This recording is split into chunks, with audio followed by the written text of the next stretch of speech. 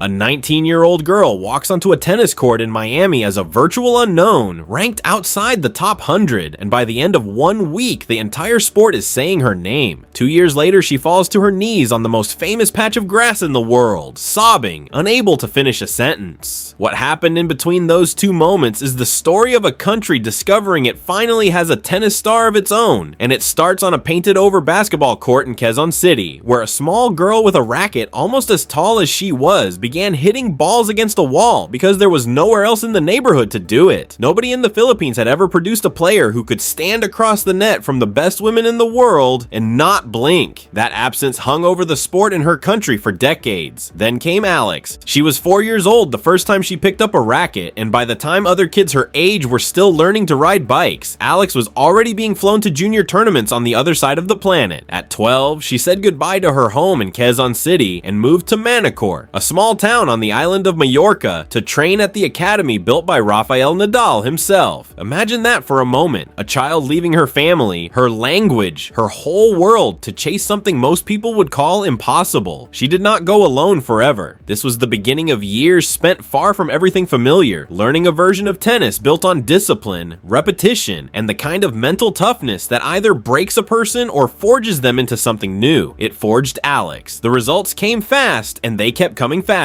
At 14, she was already winning junior Grand Slam doubles titles. By 17, she had done something no Filipino had ever done. She won the girls' singles title at the US Open, beating a future WTA star along the way, and became the first player from her country to hold a junior Grand Slam trophy. On paper, that already sounded like the peak of a career. It was only the opening chapter, because junior success and professional success are almost never the same story. Countless prodigies flame out the moment they step onto the adult tour, and for a long time, that seemed like the quiet fear following Alex around. Would she become another name that shined brightly for a summer and then disappeared? Then March of 2025 happened, and nothing about Alex's career would ever be ordinary again. She arrived at the Miami Open as a wild card, ranked 140 in the world, a number so far outside the spotlight that almost nobody outside hardcore tennis circles had heard her name. 1 week later, everybody had. She beat home favorite Katie Volinets. Then she beat Grand Slam champion Jelena Ostapenko, then Australian Open champion Madison Keys, and then, in a match nobody saw coming, she dismantled the defending world number 2, 5-time Grand Slam champion Iga Swiatek, breaking her serve again and again until the match was no longer a contest but a coronation. Alex became the first Filipino player in the Open era to beat a top 10 opponent, and the first player ranked outside the top 100 to defeat Swiatek in 4 years. She reached the semifinal of a WTA 1000 tournament, something no player from the Philippines had ever done. Rafael Nadal himself posted his congratulations. His uncle Tony Nadal flew in just to sit in her box. For one unforgettable week in Florida, an entire nation that had never had a tennis hero suddenly had one. But here's the part nobody was ready for. That Miami run wasn't the ceiling, it was the floor. Fast forward to the summer of 2026, and the tournament that matters more than any other in tennis, Wimbledon, the most hallowed grass in the sport, where history has been written for over a century, where champions are made and legends are broken in equal measure. Alex arrived seeded 29th, the first Filipina ever to carry a seeding into any Grand Slam. Quiet confidence, cameras barely paying attention, nobody outside her home country expecting a fairy tale.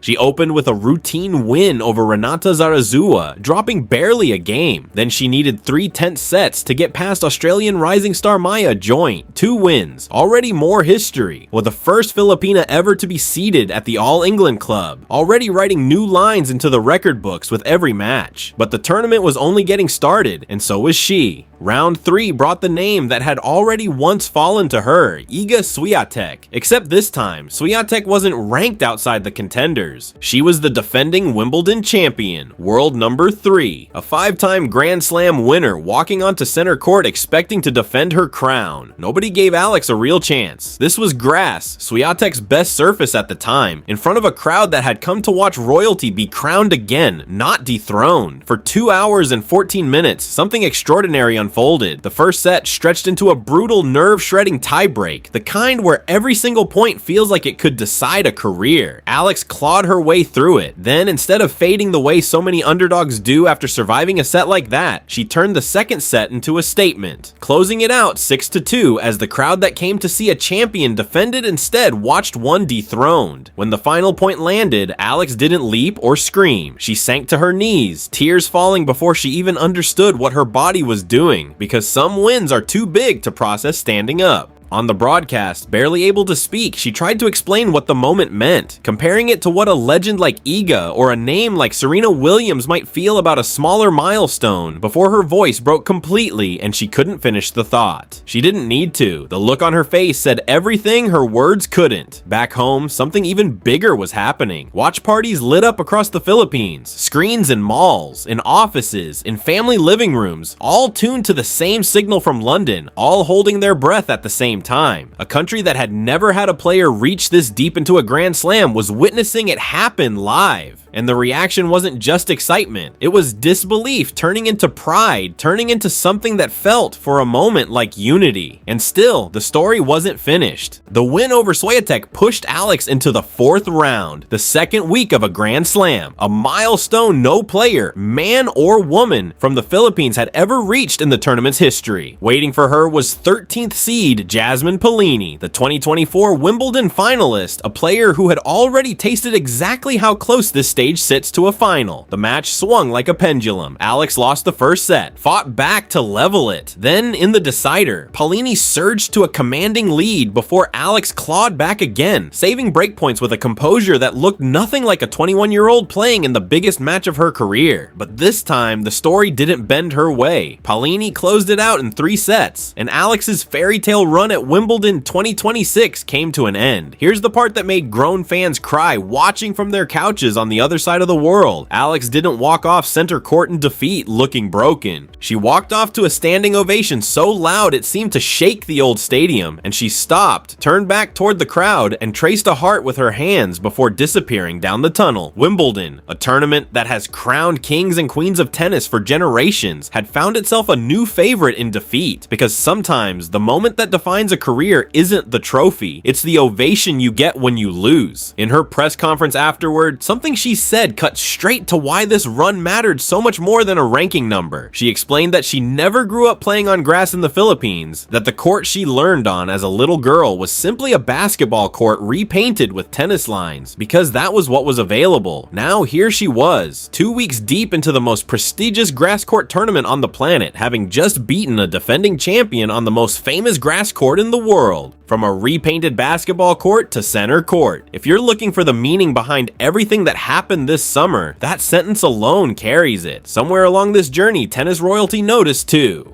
Fresh off her win over Swiatek, Alex found herself spending time with none other than Billie Jean King, one of the most decorated and influential figures the sport has ever produced, a 12-time Grand Slam singles champion, and a name that carries weight in every conversation about what tennis can mean beyond the scoreline. King posted about the moment herself, calling it a treat to share time with Alex just hours after her historic win. When a legend like that makes a point of celebrating you, it isn't just a nice photo, it's an acknowledgement from someone who has seen every kind of talent walk through this sport, recognizing that something rare had just arrived. And the ranking numbers, as staggering as the story already was, kept climbing right alongside it. The run lifted Alex to a projected career high of world number 28, the highest position ever held by a player from the Philippines in the history of the WTA rankings. Not just the highest by a woman, the highest by anyone from her country, full stop. A number that didn't exist for the Philippines in tennis before Alex decided it should. So where does the story go from here? That's the question hanging over everything now, and it's the one nobody can answer yet, which might be exactly why millions of people can't stop watching. A career high ranking, a statement win over a defending Wimbledon champion, a heart traced toward a crowd that adopted her as their own, a childhood spent on a converted basketball court now colliding head on with the most storied grass in tennis. Every one of those threads on its own would be a remarkable story. Together, they're the making of something the Philippines has waited generations for. Not just a good tennis player, but a symbol that the biggest stages in the world are no longer out of reach. To understand why an entire nation reacts this way to a single tennis match, you have to go back further than Miami, further than Manacor, back to a household in Quezon City that was quietly building an athlete without ever announcing it to the world. Her mother once stood on a podium herself, a bronze medal around her neck at the Southeast Asian Games as a competitive swimmer, before stepping away from the pool school and eventually rising to become the chief financial officer of one of the country's largest telecommunications companies. Her father built a career as a business executive. Her older brother Michael, the same brother who traveled with her to Spain when she was just 12 years old, went on to play college tennis in the United States himself. This wasn't a family stumbling into a miracle. This was a family that understood discipline long before Alex ever picked up a racket, and that understanding became the quiet architecture behind everything she would go on to achieve. Long before Manicure, there were smaller victories that nobody outside a handful of junior tennis insiders ever noticed. An 8-year-old winning a division title at an international junior championship in Florida, an 11-year-old lifting a trophy in Croatia, a teenager climbing to the top of the Asian junior rankings, being named Doubles Player of the Year before most kids her age had even settled on a favorite subject in school. At 12, she won one of the most prestigious junior events in the world in France, the kind of tournament that has quietly launched the careers of future Grand Slam champions for decades. That same year, she packed her bags for Mallorca. Leaving home at 12 is not a small thing. It is homesickness stacked on top of jet lag, stacked on top of the crushing pressure of knowing that everyone back home is watching to see if the sacrifice was worth it.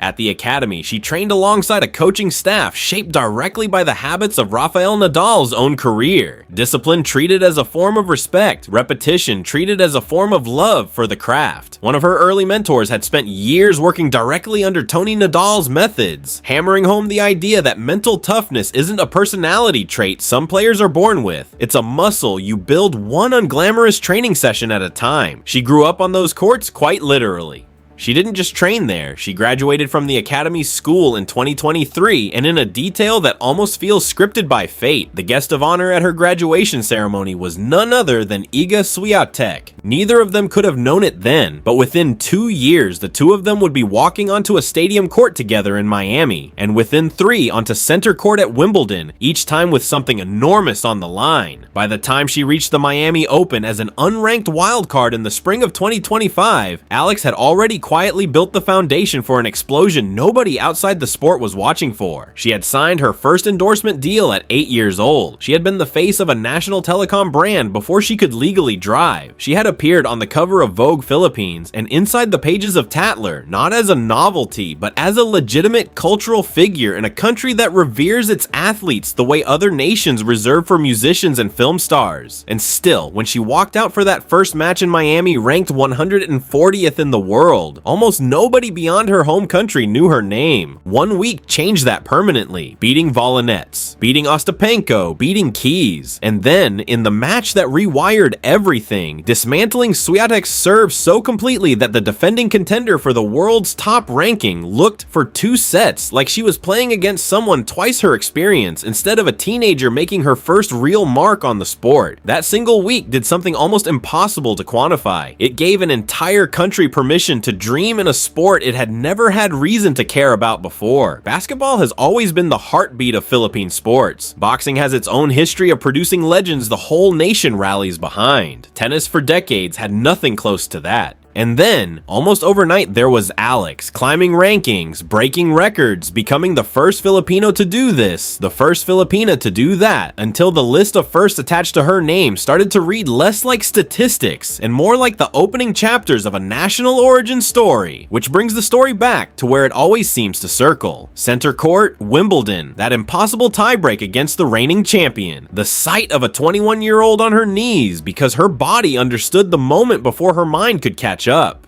Every part of what came before, the basketball court repainted with tennis lines, the 12-year-old crossing an ocean alone, the wildcard entry in Miami that nobody saw coming, all of it collapsed into that single instant on the most famous lawn in tennis. And even in defeat 2 rounds later, even walking off center court having lost, she left it having rewritten what an entire country believed was possible in a sport it had never before had a reason to claim as its own. Alex Eala is 21 years old. Her story, by every account, every quote, every point she has ever fought for, is still being written in real time. One match, one ranking jump, one impossible comeback at a time. And if the last 2 summers have taught the tennis world anything, it's this. Every time people think they've seen the ceiling of what this young woman from Quezon City is capable of, she finds a way to walk straight through it.